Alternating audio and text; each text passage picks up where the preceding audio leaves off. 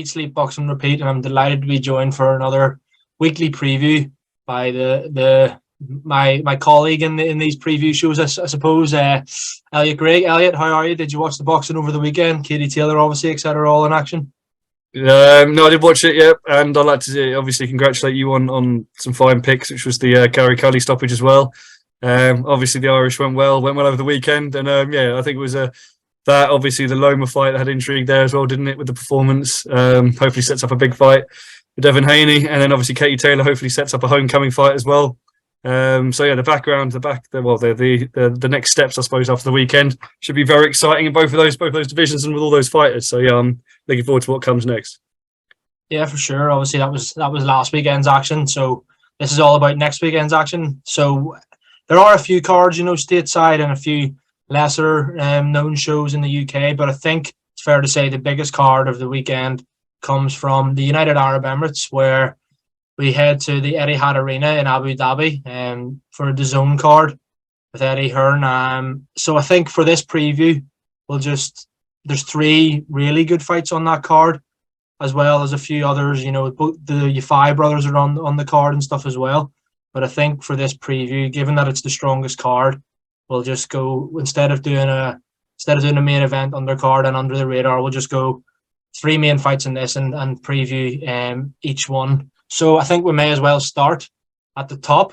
Elliott, I believe you're going to take us through the main event on Saturday night in the Etihad Arena. I'm indeed. Thank you very much, Paul.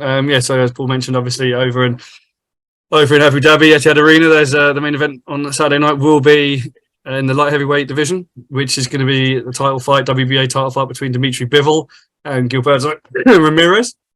Just to give you some sort of facts and figures really about the two. Obviously, Bivol in some ways doesn't necessarily need much of an introduction to British fans or indeed fight fans. Obviously had that marquee victory over Canelo recently, UD victory there. Canelo obviously stepping up to challenge him up at a weight which he's probably a bit too small for. But again, you're looking at the British interest there. Bivol's got a victory over Craig Richards for British fans. We know him there. He's got a victory over Joe Smith Jr. as well, and comes to this contest with a record of 20-0 with 11 KOs. I think what's interesting to note here, which I'm going to go through, is the kind of size and age differences. Obviously, you've got so Bivol's 31, 6 foot, 72-inch reach. Ramirez, same age, 31, but he's 6'2" with a 75-inch reach. So slight size difference actually goes to Ramirez there. Ramirez comes into this contest with a 44-0 record, which you're looking at it, and one of our esteemed colleague Danny in the Bivol Ramirez preview was suggesting, actually, when you look at it, if you haven't studied the record too closely, you might think, fucking hell, it Cesar Chavez is coming back. But he's got, so 30 KOs in 44 fights. Hasn't necessarily had the same marquee victories necessarily, I think it's fair to say, as Bivol. So victories over Jesse Hart in there and Gulo. There's a good win over Sullivan Barrera as well. Last time out, he fought Dominic Brazil. So you're coming into this fight, 44-0 versus 20-0, but Bivol holding the world title. Sorry to everyone there. The other champion in the division obviously being Beta Baev. So I think before I say which way I think this fight's going to go, I'm going to ask you, Paul, first. A, for your prediction, but secondly, I'm going to ask you: do you think, out of all the possible opponents in that division, outside of Beta Baev Bivol unification fight, do you think Ramirez is the best opponent that Bivol could possibly have chosen in that division? Obviously, there's other names in their British interest. People know, obviously, Callum Smith, Waxy, Anthony Yard, for example. Or do you think, whilst being a good fight, there are other fighters in the division that would be a tougher fight than Ramirez? Yeah, thanks, Elliott. That was a brilliant analysis there. I think that this fight does interest me slightly, given that obviously Bivol put in that performance against Canelo last time out, and then you look at Ramirez's record on paper and you're like, whoa, who's this guy? You know what I mean? Obviously, Ramirez was a former super middleweight champion with the WBO. But I don't know if I'm being harsh or not. I think Ramirez's record is very, very padded. I don't see... There's a few good wins on it, yeah, don't get me wrong, as the ones you've mentioned there, the likes of Sullivan Barrera and stuff, but when you compare it to Bivol's, yes, Bivol beat Canelo last time, and he's maybe not, you know, a natural light heavyweight Canelo. Well, we all know that, but he still beat Canelo. And Joe Smith Jr., who was, you know, who's a top 5 in the division, Bivol beat him easily. A good few years ago now, actually, 3 or 4 years ago. So yeah, I think it's fair to say Bivol is definitely number 1 or 2 in the division with Beterbiev. Is Ramirez the next best out of bar Beterbiev? Probably is, yeah. Or at least if he's one of the, you know, if he's not the best next opponent, it'll be in the top 3 or 4. You obviously mentioned the likes of the Boatsis, the Yards, and so on and so forth. But yeah, I just think that although on paper this fight is good and it is a good main event, you know, I'm excited for this fight. I think it's a good fight for Bivol after the Canelo fight. It's not like he's gone from Canelo way down. He's still, you know, on paper it's a top 5 opponent, who's a natural light heavyweight as well, you'd say, and he's bigger obviously than Bivol. But I just see Bivol winning on points. To be quite honest with you, I could see him winning it wide enough, you know, an 8-4, 9-3, whatever it may be. I just don't think Ramirez is as good as his record suggests. The fact that he's a southpaw, could that cause Bivol problems? Potentially, but Bivol is excellent, and he just seems to be, especially in these last few fights, he seems to be quite an impressive boxer. And, you know, like the way he boxed against Canelo, just kept him on the end of the jabs, 1-2s, barely took any punishment. I could see him doing something similar here against Gilberto Ramirez. No, thank you for that, Paul. That's a better breakdown than mine. I think thank you very much for that. And I think I'd like to lean in and also say that I do agree with you. Actually, I think having looked at both guys, looking at both guys' CVs, I'd be surprised if Bivol stops him. Obviously, Bivol's not necessarily known as a big puncher in that division. I mean, it's hard to obviously when you look compared to Bivol with 18 wins, 18 stoppages. But I still think I'd be surprised if he stopped him over the distance. So I think, yeah, I'm with you. I think this is going to be a Bivol wide points victory, and then you're hopefully next looking at that unification fight with Beterbiev. So that is the headline event. As Paul mentioned, we're going to obviously tick off the undercard fights that are going now that are of interest, and I'm now going to pass you over, Paul, to one which you've seen, which has caught your eye. To take us, I'm not going to ruin it for everyone. I'm going to allow you to introduce it, and please take us through it. Yeah, thanks. We're going to go to the super featherweight division now. And a fight that should have involved Britain's latest world champion, I think it was, Joe Cordina. Obviously, he was scheduled to fight on this card against Shavkatson Rakhimov. But obviously, Cordina's had his injuries with his wrist and such, and has seemingly been stripped of his IBF title for some unknown reason.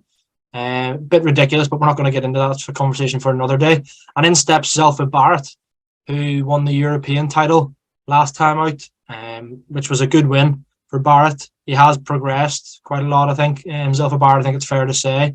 But yeah, this is a tough fight for him. He's fighting for the IBF world title. A quick rundown of both fighters. Rakhimov, if you don't know much about him, he's from Tajikistan, and he's 28 years old, 16-0-1, 16 wins, 13 stoppages, 5'8", and he formerly held the IBO title at super featherweight. And obviously, we're probably more accustomed and familiar with Zelfa Barrett, who's 29. He's from Manchester. He's a little bit smaller. He's 5'7", 68-inch reach. So yeah, and we will know him as the Brown Flash, I believe his nickname is. But you know, looking at both fighters, Rakhimov, he has a draw with Jojo Diaz. That was a draw, which was an odd fight, I think. But he has a KO win over Azinga Fuzil, which was quite an emphatic stoppage. I think it was 4 or 5 rounds he won that in. Looking at Barrett, obviously he does have a win over Kiko Martinez, which is aging like a fine wine, but whether or not he actually won that fight is another debate. I know one of our esteemed colleagues, Owen, thinks that's one of the biggest robberies he's ever seen. But again, that's a conversation for another day. He has a win over the likes of Eric Donovan, and then obviously, as I said, last time out against Korbanov, he won that European title. So yeah, that's the next fight we're going to look at. My question for you, Elliott, is again, if you want to give a quick prediction of how you think the fight goes, and do you think this is maybe too much too soon for Zelfa Barrett? I think it's fair to say he will be an underdog in this fight, but is he a live underdog? Can he win the fight, or is it just a little bit too far at this stage of his career? Thank you very much, Paul. That was great breakdown, especially on sort of Rakhimov, who, like you said, I'm much more familiar with Zelfa Barrett than I am Rakhimov. But then you look through it, study it. I think, to be honest with you, it's that draw with Jojo Diaz that really worries me for Zelfa Barrett. That and the combination of obviously the power that Rakhimov carries. I'm looking at obviously through the record, and it's hard for me to say. It's hard in some ways to say it's too soon for Zelfa Barrett, given that he's 29, and also he's 28-1. So it's again like we were talking off air about Jordan Gill, obviously over the weekend, having a sort of a 20-odd fight record and sort of being thrust into an opponent, which is obviously a mutual opponent with Zelfa Barrett here, and Kiko Martinez, which was a bit too much for him. But I actually agree with you in your sentiment. I do actually think this is too much for Zelfa Barrett at this stage. Now I've watched Zelfa Barrett against Martinez. I've watched Zelfa Barrett against Corbinov last time out. I watched a bit of it. I think I watched the second half of his fight against Leon Woodstock. And what concerns me essentially here is it's firstly the size. Obviously, like you were saying, like he hasn't got the size advantage. He doesn't have the power advantage. And I just kind of feel like it will be too much too soon. Like, will he be able to outbox Rakhimov? Someone who's drawn with Diaz. When you look at like the people that Diaz has been in with as well, like obviously losses to Devin Haney, losses obviously to Gary Russell Jr. Been in with some very, very good operators. Gone the distance with some very, very good operators, and that guy's drawn with him. So for me, it would suggest if I was betting, if someone gave me a pot of money right now and said, "Look, go down the bookies and put this somewhere," I wouldn't be putting it on Zelfa Barrett, to be perfectly honest. I don't think is he going to be able to outbox him? I'm not convinced. I'm just not convinced with the CV. I mean, even that, like you said, that win over Martinez.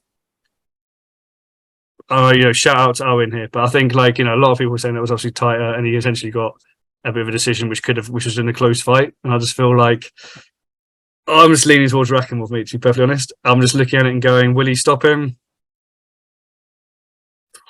I think he might. But it won't be early. I think if he stops him, it'll be kind of second half of the fight. I can see it happening somewhere sort of around 8 to 10, somewhere like that maybe. But for me, it's going to be when we've alluded to on these previews previously. We obviously do a kind of inter-team picks competition, and I will be going, I think, Rakhimov KO here, somewhere between sort of 8 and 10 is how I'm seeing it. I don't know how that sits in tune with your prediction. Is that similar to you, or are you seeing it differently? Yeah, I think something's changing here, Elliot. We seem to be agreeing with each other quite a lot recently. I don't know what's wrong. We're going to need to change things up. I completely agree with you. Yeah, I think again, like you said, if I was given a bag of money and was told you have to put every penny of that on this fight, I'm going Rakhimov stoppage. Maybe think it might come a wee bit earlier than maybe what you said. I could maybe see it 68 round then, just around the middle of the fight. Don't get me wrong, Zelfa Barrett has definitely improved, and fair play to him since that loss to Ronnie Clark. It wasn't it? Since that loss to Ronnie Clark years and years ago, he has improved quite a lot. He had a good win over. I mentioned Eric Donovan there. It was a close fight up until that emphatic knockout. So he has shown that he can bite down on the gum shield when it gets tough. So he'll need that in this fight, I think. But just something's telling me that Rakhimov's going to be too much, and he's going to stop him. I think he just seems like a bit of a disaster opponent to face, if I'm quite honest with you. So yeah, that leads us nicely on to our third and final fight that we're going to be looking at this weekend. And we'll go over to the ladies. This fight this is a brilliant fight. Really is a good fight. In the super lightweight division, we've got Chantel Cameron against Jessica McCaskill. So a quick rundown of both fighters if you don't know too much about them. Cameron's 16-0 with 8 stoppages. She's 5'8", 69-inch reach, and is the current IBF and WBC champion at super lightweight. Going over to Jessica McCaskill, obviously I think people know her from fighting Katie Taylor back in 2017. She did lose to Katie Taylor, but since then she hasn't lost and has racked up some good wins. She's 12-2 with 5 stoppages, 38 years old, so 7 years Cameron's senior. Just a little bit smaller in height, but the same reach. She's from USA it still is. I don't know if she's fully vacated the belts or not. The undisputed welterweight champion. So she's moving back down to super lightweight, which is interesting because when I was looking at her record, I noticed that she had won 2 belts at super lightweight before, then moved up to welterweight, obviously, and she fought Cecilia Brackhouse and twice won all of the belts, so unified and became undisputed at welterweight. Had a couple of defenses and is now moving back down to super lightweight. So I don't know whether that's, I've been at super lightweight, there's nobody to contend with, I'm going to go up to welterweight. Oh, now Chantel Cameron's coming through. She thinks she's the best in the division. We'll see about that. And she's moving back down. At 38, moving back down a division. Don't know how that'll look. See on Friday how she looks on the scales, whatever. But yeah, I think on paper this is a really interesting fight and is a good solid co-main event, or a big fight on this card. So yeah, Elliott, again, similarly to the last fight, just if you could kind of give your opinion on the fight, how you see it going, and yeah, is Chantel Cameron, if she wins this, is she all of a sudden up there, with the likes of, obviously not on the level of Katie Taylor, but is she up there as one of the biggest female stars that we have in the UK? Yeah, I think to answer the first question, taking it in reverse, I think yes, she would be. I think as well it looks. I don't know whether it's just the way that the sort of fights have fallen recently, but obviously we've seen with Shields, Marshall, and obviously Taylor's a multiple champion, multiple belt champion. But it seems like when these big sort of female fights come, they come for like all the belts almost in a way. Yeah. So it's just like you're looking at it going, Jesus Christ, like this is like massive unification fights all over the place in the women's division. But I think looking at it, I agree with you actually. I think this is a good fight. I think the thing for me, I'm looking at it thank you very much for your breakdown as well. Did bring in some facts and some points that I actually wasn't aware of. But what the thing is that I'm looking at it mostly is through the prism of age, the age difference, the physical difference. I almost discount in a way the loss to Katie Taylor. Like Katie Taylor's a different animal, so I almost feel like, well, you didn't get stopped by Katie Taylor. Granted, Katie Taylor's not got that kind of stoppage power that someone like Tasha Jonas has, for example. But you look at it going, that's losing to Katie Taylor. There's no embarrassment in that. It's almost like you losing to Usyk. You just kind of take it, part of the course, move on. So I'm looking at that. I'm looking at essentially this being the size difference, the age difference. Cameron undefeated. Don't think she'll stop. I don't think she'll stop McCaskill. Frankly, I think obviously McCaskill hasn't been stopped. But I even know that Cameron's obviously got 8 stoppages in 16. But I actually think that Cameron will win a decision here. I can see Cameron proving victorious. I've had to put my money. I would say I'm leaning towards Cameron points. Well, there's the full house because I completely agree with you. So yeah, we're gonna have to message Stoddy, get him to change things up. We can't be on these videos for too much longer. Wait for Dillian White fight week. That's when yeah. There's too much agreement going on now. But yeah, no, honestly, I do agree. Obviously, I think the age is the biggest factor here. The height as well, a wee bit bigger. Is Chantel Cameron, and yeah, Chantel Cameron. She's done everything she's had to do. So far in her career, she hasn't really put a foot wrong. She's looked fantastic in the fight she has won, and when she stepped up to world level, she's delivered. Obviously, McCaskill has some amazing wins in there. Brackhouse was 36 or 30-0 or whatever it was before McCaskill beat her twice, and they were both comprehensive victories. Obviously, the Taylor fight was close enough, but that was 5 years ago. So McCaskill's a different fighter now. So yeah, really, really intriguing fight. And I think this is once you look at it, obviously I mentioned there both Yafai. There's Kal Yafai is making his return on this card, and Galal Yafai is taking a huge step up, fighting someone. I don't know. I'm not sure can't remember whether he's undefeated or not, but it's someone who's definitely ranked above him in most of the rankings. So yeah, decent wee card this weekend from Abu Dhabi. And yes, thanks once again for previewing the weekend's action with me. I've thoroughly enjoyed that. Always looking forward to the fighting, to the boxing a little bit more after we've had this discussion. So yeah, thanks for that. No worries. Thank you very much, Paul. And thank you guys for watching. I think we might have some other content coming out this week, interviews and all that sort of stuff. Check it out on social. Like Paul mentioned there as well, I'm actually excited for the Yafai Galawi fight as well. 2-0 fighting someone who's 12-1, isn't he? Obviously, we haven't got time to go through every single fight on the card, but it is a good card. And yeah, looking forward to checking it out this weekend. And thank you very much, Paul, for taking us through it and for giving us insights, which I know that I wasn't aware of all of them. And hopefully there's something that our viewers have gleaned as well. So thank you very much.